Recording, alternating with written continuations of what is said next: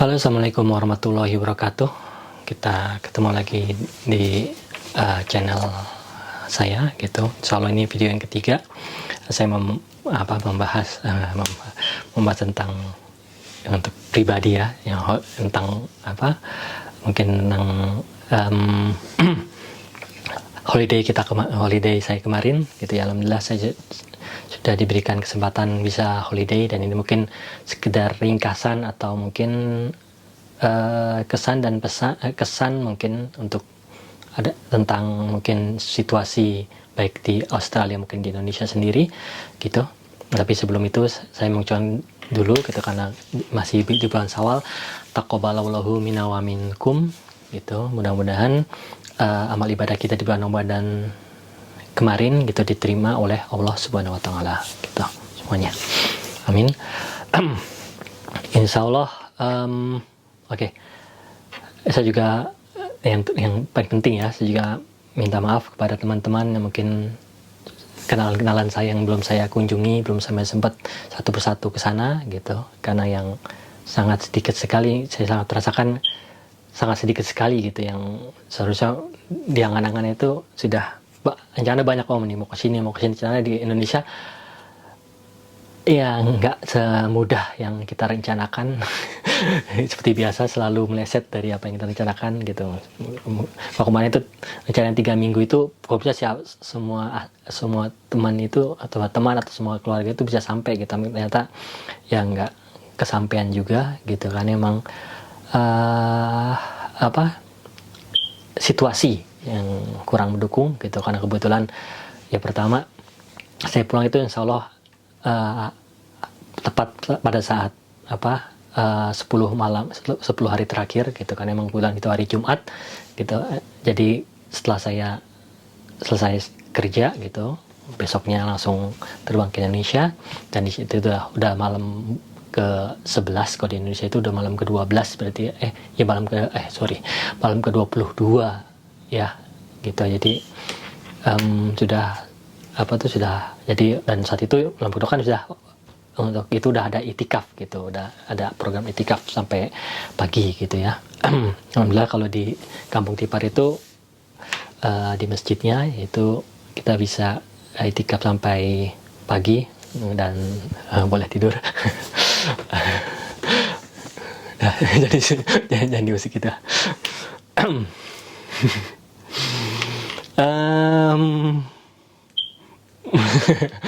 Jadi nggak enak.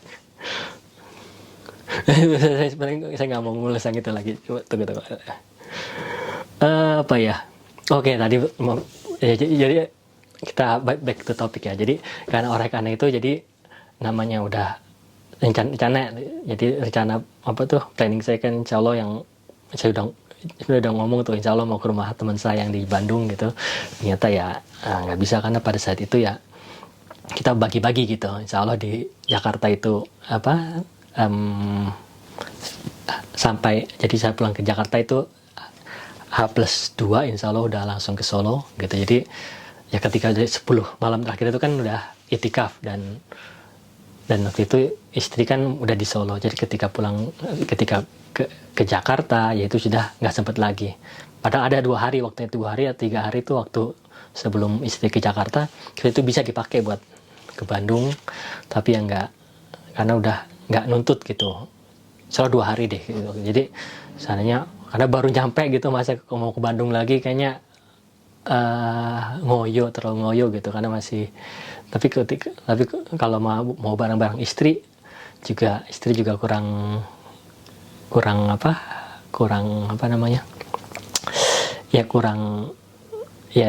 yang nggak enak, gitu. Habis ribet malah bawa anak apa, gitu. Kalau sendirian ya malah nggak enak, gitu. Padahal tujuannya sih mau ke Bandung, gitu, teman-teman itu saling mengenalkan, anak saling kenalkan, gitu, namanya istri dan anak-anak, gitu. Kalau cuma saya sendiri ya nggak jauh beda kayak dulu, gitu. Tapi ya mudah-mudahan aja diberi kesempatan next year.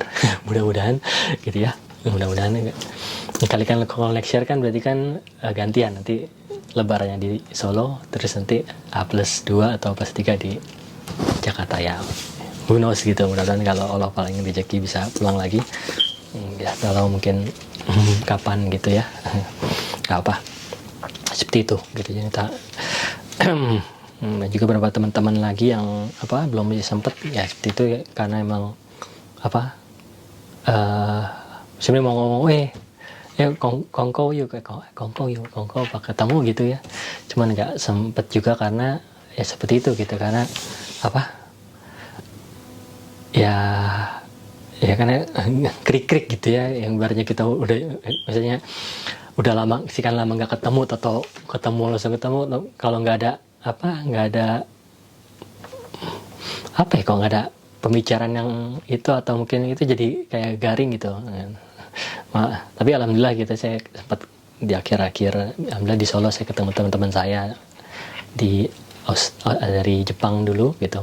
Sebenarnya kalau mau disambung banyak sebenarnya teman-teman yang mau ketemu, yang kok saya urut-urutin, teman SD, teman SMP, SMA gitu, teman belum sempat. Terus mungkin teman dari tempat saya dulu pernah merantau di Jakarta Barat ya, Meruya gitu, cuman nggak sempat juga ketemu juga gitu.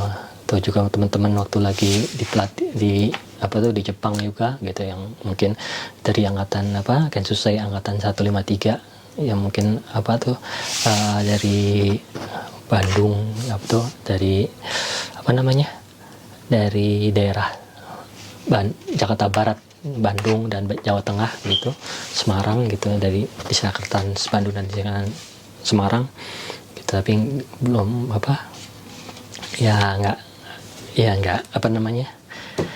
ketemu baru mungkin beberapa yang dari di Solo kemarin seperti itu. Atau mungkin juga yang teman-teman waktu pelatihan di Lion gitu ya, sebagai ground staff angkatan 26 gitu, batch 26 gitu. Teman-teman di Pare juga mungkin gitu ya, sebenarnya banyak gitu kemarin, pingin ke Kediri, pingin ke Pare lagi, ibaratnya pingin ngasih lihat gitu ke Jaza sama Alex gitu, tapi mungkin waktunya dan kayak mungkin kurang bisa diterima juga, karena mungkin Jaza masih 10 tahun, Alex masih 4 tahun, mungkin saya ngeliat Kediri gitu, ini apa ya. Ya mungkin untuk next time gitu, untuk kira-kira umurnya udah cukup, kita ajak ke sana, mungkin bisa melihat ini di sini tempat mencari ilmu, terus tempat ayah kamu dulu itu mangkul ngaji Al-Quran, ngaji himpunan gitu, seperti itu. Banyak hal yang bisa kita ajarkan ke generasi penerus kita. Terus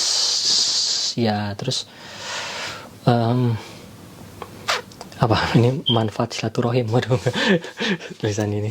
Jadi ya karena gimana ya, kalau kita meninjau dari dua sisi ya. Pertama sisi dari perspektif, kalau dari saya sandwich generation, sebenarnya silaturahim itu kadang-kadang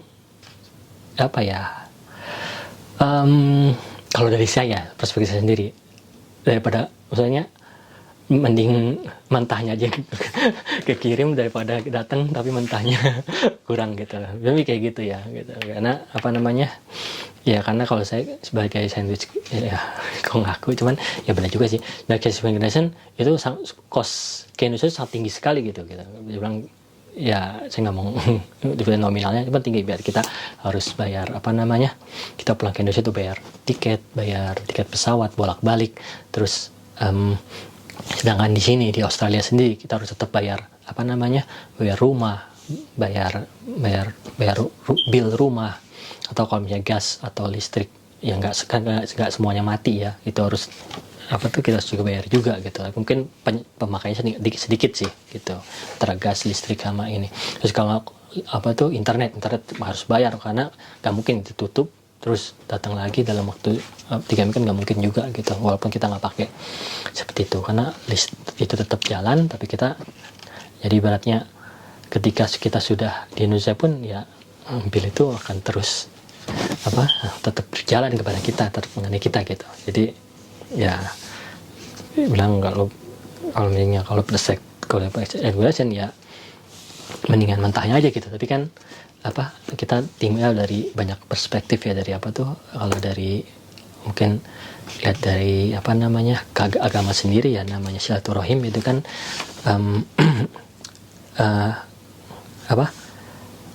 insya Allah akan mengganti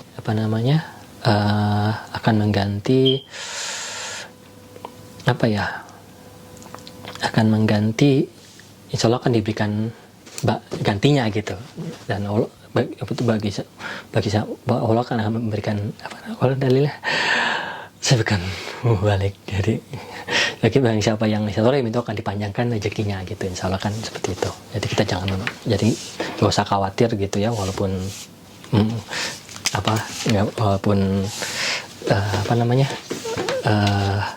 tabungan menipis atau mungkin minus pun insya Allah nanti bisa Allah akan memberikan gantinya gitu. Dan juga kemarin saya membaca sebuah buku gitu ya, itu bagus gitu ya, kalimatnya. Sebenarnya saya pingin ini seharusnya saya tadi bukunya saya sadur dulu, cuman udah keburu di depan kamera jadi nggak bisa. Jadi intinya gini, jadi kita menyikapi kita kehilangan orang kita sayangi, contoh ya, kita kehilangan seorang anak gitu ya, itu sebagaimana hukum alam gitu, ibaratnya bahwa segala sesuatu itu akan hilang dengan sendirinya gitu. Jadi kita nggak boleh merasa sedih atau karena semua ya, kita atau semuanya itu salah kan akan kembali pada Sang Pencipta ya gitu. Nah, oleh karena itu tapi itu bukan berarti kalau kehilangan sesuatu itu ada satu yang lumrah terus kita nggak sedih, itu enggak gitu. Karena tapi kebalikannya gitu, karena kita menyadari bahwa segala sesuatu itu akan kembali pada penciptanya, jadi kita harus menghargai semua atau orang-orang yang masih tersisa gitu. Contohnya adalah orang tua kita gitu, orang tua kita yang membesarkan kita, yang yang merawat kita dari kecil gitu. Walaupun kita jauh di seberang sana gitu, ya paling nggak kita bisa mengkomunikasi, menelpon, syukur-syukur kalau ada rezeki gitu. Kalau memang ternyata kehadiran kita diinginkan, maksudnya kita bisa meluangkan waktu kita bisa untuk bertemu dengan mereka, itu sangat penting. Karena apa? Karena kita akan nggak tahu bahwa kapan kita dipanggil atau kapan mereka yang tersisa itu akan dipanggil gitu. Dan kita bisa dengan kita bisa memberikan sesuatu yang maksimal kepada mereka gitu, orang tua kita atau yang orang-orang kita temui gitu, orang-orang kita yang relatif kita, saudara atau semuanya gitu ya, saudara atau orang tua, saudara, paman, kakek atau siapapun, dan kita bisa menyambungkan diri kita, bisa ketemu, bisa ini atau bisa menelpon, ketemu gitu, saling ini, itu merupakan sudah mengikuti hukum alamnya, kita mengikuti hukum alamnya gitu, untuk menghargai orang-orang yang masih tersisa di muka bumi ini. Itu kayaknya terlalu ya udah gitu aja lah. Terus penutup dan gitu seperti itu. Jadi kalau penutup dan harapan ya, jadi ada beberapa hal yang saya lihat gitu ya, tentang setelah sampai di sana ya, terutama masalah ekonomi ya, karena kita bisa dibilang bahwa kadang-kadang kita saya sharing ya sama teman-teman saya yang di sana tentang perekonomian di Indonesia ya, memang untuk kita gitu, nggak cuma di Australia, nggak cuma di Indonesia, semuanya gitu, di muka bumi sekarang kita akan mengalami siap-siap gitu, mengalami ya persaingan situasi yang nggak menentu, apalagi dengan kebijakan Trump yang menaikkan pajak bla bla bla bla, itu kan berdampak pada ya Indonesia semuanya gitu. Dan contohnya kalau dilihat dari dilihat dari Indonesia sendiri gitu, ada beberapa perusahaan yang yang tutup gitu ya, kayak kemarin perusahaan Sritex, terus perusahaan lagi yang Yihong gitu ya. Itu kan sebuah ketidak stabilan ekonomi gitu. Jadi ya kita sebagai sebagai manusia gitu ya, kita saling mendukung gitu. Mendukung artinya do whatever maksudnya lakukan apa yang terbaik untuk dirimu dan keluargamu gitu aja kalau saya jadi jangan apapun peluangnya tangkap gitu aja, apapun yang bisa kamu tahan diirit gitu, karena nextnya itu akan kita akan lebih sulit. Contohnya saya perlu pulang ke sini, wow tabungannya sangat menipis gitu. Gitu jadi kayaknya saya mulai video ini karena ini sebagai cambuk saya juga buat bekerja lebih keras lagi gitu, lebih keras bekerja lebih ada strateginya gitu ya. Seperti itu gitu.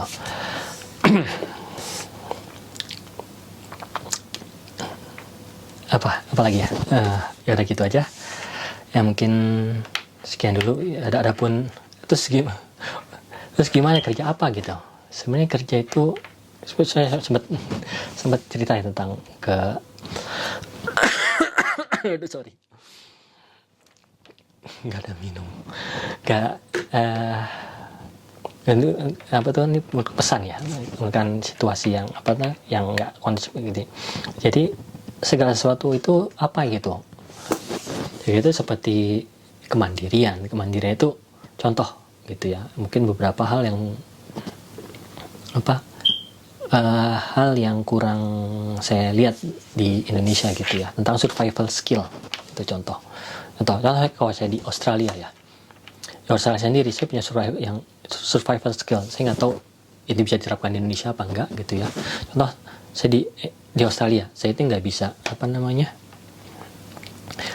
di Australia ini kan biaya servis mahal, biaya ini mahal gitu, semua itu mahal gitu. Karena itu gitu di Australia ya, saya sendiri ya, kita ganti ban sendiri, ganti oli sendiri. Kadang-kadang di mobil saya ada kabel jumper, terus saya punya alat-alat buat ganti-ganti onderdil. Nah itu sebagai survival skill kita, sebagai alat untuk survival skill gitu. Nah masalahnya di Indonesia itu mungkin terlalu gampang untuk manggil tukang ya gitu. Tukang, wah ini tukang datang. Sebenarnya gini, karena emang wow, ngapain nggak manggil tukang gitu,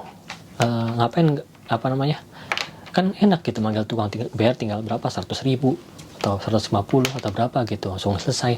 Tapi permasalahannya adalah dengan kita memanggil tukang, pertama kita akan memutus dari otak kita untuk menyelesaikan masalah tersebut gitu. Contoh ya, misalnya daripada manggil tukang, kita beli alatnya gitu. Sehingga ketika ada suatu hal, contoh mobil mogok gitu, atau mungkin akhirnya tekor, kita punya jumper, pasang jebret nyala gitu. Atau ada masalah ini alternatornya mesti diganti gitu. Ya udah tinggal ganti alternator, tinggal dikendorin ini dikendorin, terus beltnya dicopot, terus pokoknya dicopot, jadi alternator dicopot, terus pasang yang baru, terus tensionnya diatur, udah gitu ya. Jadi kita jadi memutus skill survival skill kita gitu, padahal itu sangat penting gitu. Kecuali kalau kita ada di level level kelas menengah gitu ya. contoh saya mungkin nanti saya kapan-kapan saya ya, tapi kalau masih di kelas bawah itu survival skill itu sangat penting gitu. Itu yang ingin saya teman pada orang-orang yang masih di kelas menengah itu di kelas bawah gitu ya, sebagai lower class gitu. So, banyak keahlian-keahlian yang kadang-kadang orang itu di apa namanya nggak dipelajari gitu atau nggak dimiliki gitu kan, gampang tinggal ini aja, ini padahal nggak gitu. Kalau misalnya contoh, daripada kita memanggil tukang, kita beli alatnya sehingga kita ngerjain secara apa namanya, ngerjainnya 2 jam atau sejam 2 jam terus jadi, kita punya alat gitu, seperti itu. Itu pola pikir saya gitu. Kalau sebagai kelas menengah ke bawah itu penting. Tapi kalau contoh kalau kita kelas menengah kalau kelas lower class itu penting soft skill. Tapi kalau kita sudah kalau misalnya contoh orang yang sudah di kelas menengah gitu, daripada itu ya course itu ngapain gitu kita manggil tinggal manggil, tapi kok tinggal manggil tukang kan beres. Tapi kalau kita menengah orang lower class gitu, itu kita harus memenuhi bisa keahlian memiliki keahlian seperti itu gitu. Karena banyak loh karena saya bergerak dari orang lower class gitu ya, jadinya kita pelajari keahliannya, mau betulin yang basic seperti itu atau basic listrikan, basic itu semua dipelajarin. Itu karena apa? Untuk supaya survivor skill, biar bisa kita naik perlahan-lahan dari lower class ke middle class, ke upper class. Itu seperti saya kasih tahu, itu orang upper class itu orang-orang sudah berkecimpung dalam dunia politik gitu, karena disitulah uang itu gampang keluarnya gitu. Itu insya Allah saya mungkin kalau sampai ya walau alam ya, kita nggak bisa bersimis juga ya, who knows gitu, kali aja saya jadi mayor di Altona North. Ya kali aja kan. Enggak lah. Oke, gitu aja. Seperti itu.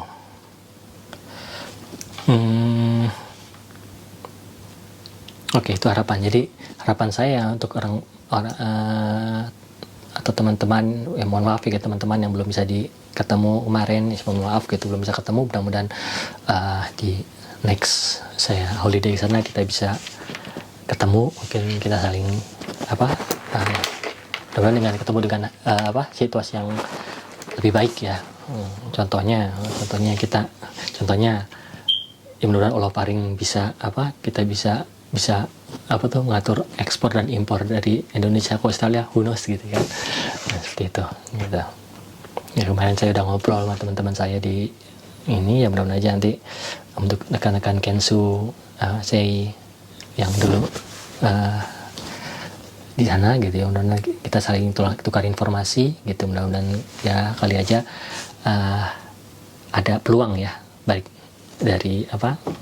dari sini atau dari sana gitu aja ya. Mudah-mudahan kita semua diberikan keamanan, kelancaran, keberkahan dalam hidup ini gitu.